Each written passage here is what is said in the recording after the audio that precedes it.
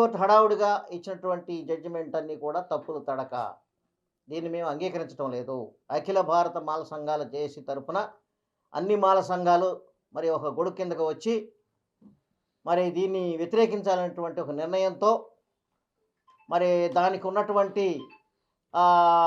మరి లోపాలన్నింటినీ కూడా మనం సవరించాలి అనేటువంటి ఉద్దేశంతో మరి కొంత మేధావులైనటువంటి వాళ్ళు, మరి ప్రజాప్రతినిధులు, మరి సంఘ సేవకులు, మాల మహానాడు నాయకులు అందరం కలిసి చేస్తున్నటువంటి ఒక మాల మహాగర్జన అనేటువంటిది డిసెంబర్ 15వ తారీఖున గుంటూరు నల్లపాడులో సాయంత్రం 4 గంటలకి నిశ్చయించాం. కాబట్టి ఈ సమావేశానికి మరి దానికి సన్నాహకంగా మనం ప్రెస్ మీట్లని పెట్టుకుంటూ వస్తున్నాం.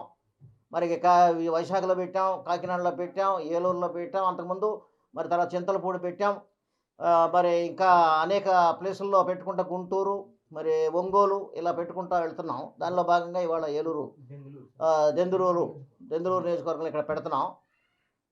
దీని ముఖ్య ఉద్దేశం ఏంటంటే అందరికీ తెలియచేయాలని చెప్పి, మాలా సోదరులందరికీ, అలాగే వర్గీకరణ అంశాన్ని వ్యతిరేకించేటటువంటి ఎస్సీ కులాలన్నిటికీ కూడా మేము చెప్పేది ఒకటే, మీరంతా కూడా ఈ సమావేశానికి రండి. ఈ సమావేశంలో మనం తీర్మానాలు చేద్దాం. ఈ సుప్రీంకోర్టు జడ్జిమెంట్ని వ్యతిరేకిద్దాం. ఇది రాజ్యాంగ విరుద్ధం, ఇది చట్ట విరుద్ధం, ఇది సామాజిక విరుద్ధం. ఈ రకమైనటువంటి తీర్పు ద్వారా ఏమి సాధించలేరు. మీరు దళితులను విభజించి పాలించాలనేటువంటి ఉద్దేశంతో చేసినటువంటి దుర్మార్గమైనటువంటి చర్య ఇది. కాబట్టి దీనికి చంద్రబాబు నాయుడు గారికి మేము చెప్తున్నాం, ఈ సుప్రీంకోర్టు జడ్జిమెంట్ని అడ్డం పెట్టుకుని మీరు వర్గీకరణ చేయాలని ముందుకు వెళ్ళవద్దు. మీరు ఏ రకమైనటువంటి చర్య తీసుకున్నా దానికి ప్రతిచర్య ఉంటుంది. మేము ఖచ్చితంగా ఉద్యమాన్ని ఉధృతం చేస్తున్నాం. ఆల్రెడీ మీకు గుంటూరులో సభ పెడుతున్నాం. మీరు దీనంతా గమనించండి. ఈ రాష్ట్రంలో మాలలు అత్యధికమైన ఒకే ఒక్క కులం, 70 లక్షల మాలలు ఉన్నారు ఇక్కడ. 70 లక్షల మాలలు ఎస్సీ కులాల్లో ఉంటే మరి 30 లక్షలు కూడా లేని మాదిగల మాట విని మీరు ఏ రకంగా ఏబిసిడి వర్గీకరణ చేస్తారు? మీరు అంటే అత్యధిక పెద్ద కులం యొక్క మరి వాళ్ళ యొక్క ఉద్దేశాలను మీరు పరిగణలోకి తీసుకోరా?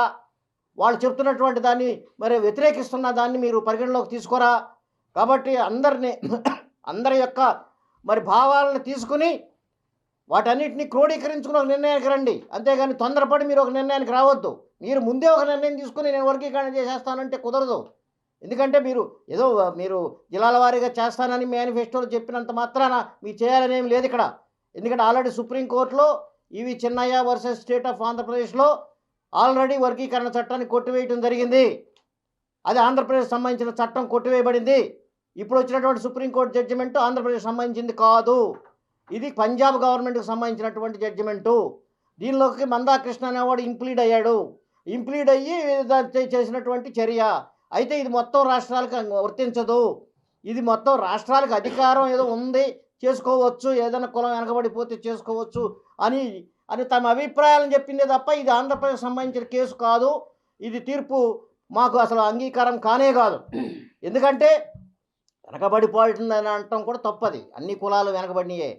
ఏదైతే 1200 కులాలు మరి ఎస్సీ లిస్టులో, షెడ్యూల్ క్యాస్ట్ షెడ్యూల్లో ఏవైతే ఉన్నాయో దేశం మొత్తం మీద 1200 కులాలను ఐడెంటిఫై చేసి అప్పుడు అంబేద్కర్ గారు వీటన్నిటినీ కూడా అంటరాని కులాలను ఒక ఏకం చేసి ఒక షెడ్యూల్ చేసి ఆ షెడ్యూల్లో పెట్టి షెడ్యూల్ క్యాస్ట్ అని ఒక పేరు పెట్టారు. మీరు షెడ్యూల్ క్యాస్ట్గా 1200 కులాలని ఒకటని ఏకం చేసినటువంటి అంబేద్కర్ గారు విధానానికి వ్యతిరేకంగా మీరు ఇప్పుడు వర్గీకరణ ద్వారా వీళ్ళని విడగొడదామని చూస్తున్నారు. అది కరెక్ట్ కాదు, ఇది రాజ్యాంగ విరుద్ధం. రాజ్యాంగంలో ఉమ్మడిగా అనుభవించమని 15% రిజర్వేషను రాజ్యాంగంలో పెట్టబడింది. మీరు వర్గీకరణ ద్వారా ఈ 15% మీరు ముక్కలు చేస్తున్నారు. ముక్కలు చేయడం ద్వారా 1%, 2%, 5%, 6% చేయటం ద్వారా మాకున్న 15% అర్హతని మేము కోల్పోతున్నాం. అదే కాదు, సపోజ్ ఒక కులం ఉంది, ఒక కులంలో 1% కూడా ఉండరు ఓటర్స్ జనాభా. మరి వాళ్ళకి నువ్వేమిస్తావు? 15%లో కలిసి ఉన్నట్టయితే వాళ్ళు 15%లో పోటీ పడే అర్హత వాళ్ళకు వస్తుంది. అంతేకాకుండా మీరు అంతకుముందు చేసినటువంటి వర్గీకరణ తప్పులు తడక దాన్ని కొట్టివేయబడింది అది సుప్రీంకోర్టు విషయంలో. మీరు గ్రూపింగ్ చేయడం కూడా మీరు తప్పులు చేశారు. గ్రూప్ ఏలో మీరు 15 కులాలను పెట్టి 1% ఇచ్చారు. 1% ఎటు పోలండి వాళ్ళు 15 కులాలకు 1% ఎలా పంచుకుంటారు? అసలు వాళ్ళు పోస్టులు ఎలా వస్తాయి వాళ్ళకి? అది కాకుండా మళ్ళీ గ్రూప్ డీలో ఆది ఆంధ్రాన్ని పెట్టి మళ్ళీ 4-5 కులాలను అక్కడ పెట్టారు. గ్రూప్ డీలో ఇన్ని గ్రూపులు చేయాల్సినటువంటి అవసరం లేదు మాకు. మాకు ఈ రాష్ట్రంలో అత్యధిక పెద్ద కులం మాలల కులం. ఏదన్నా మీరు రిజర్వేషన్ని టచ్ చేయాలంటే ముందు మాల కులాల యొక్క అభిప్రాయాలను పరిగణలోకి తీసుకుని మాత్రమే మీరు చేయాలి.